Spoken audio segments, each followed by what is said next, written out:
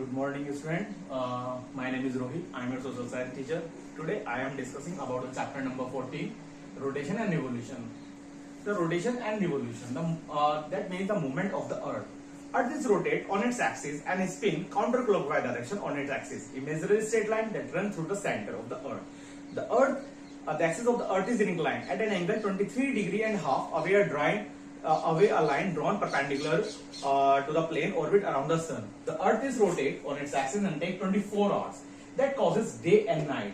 The earth is rotate on its axis from west to east. That's why the sun is rise from the east and set on the west. Now, the second is the revolution. The revolution, that means earth is revolve around the sun.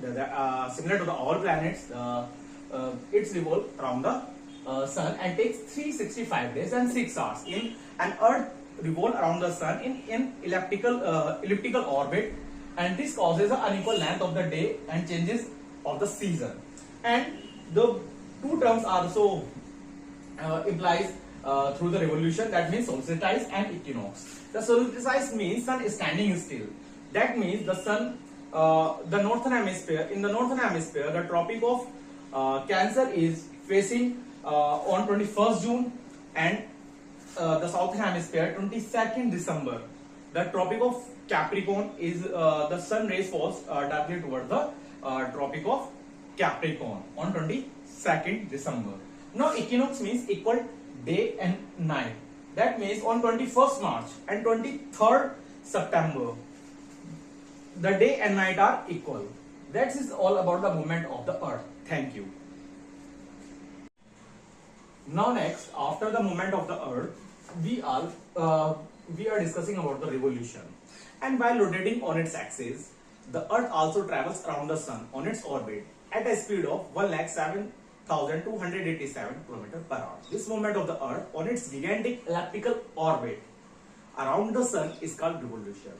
As the earth orbits the sun, sometimes it gets closer to the sun, another time it moves farther from the sun, farther from the sun at a certain point of the year. And the earth of its orbit is called the farthest distance, and from the sun this is called the aphelion.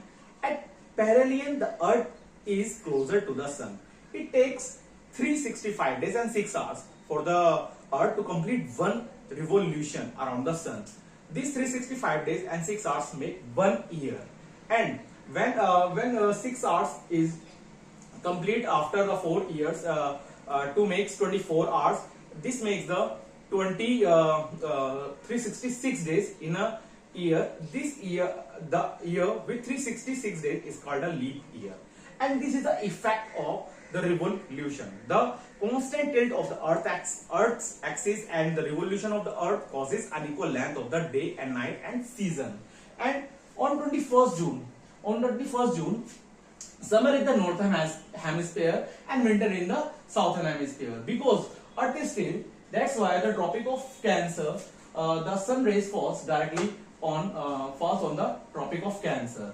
And this means the summer in the northern hemisphere and winter in the southern hemisphere.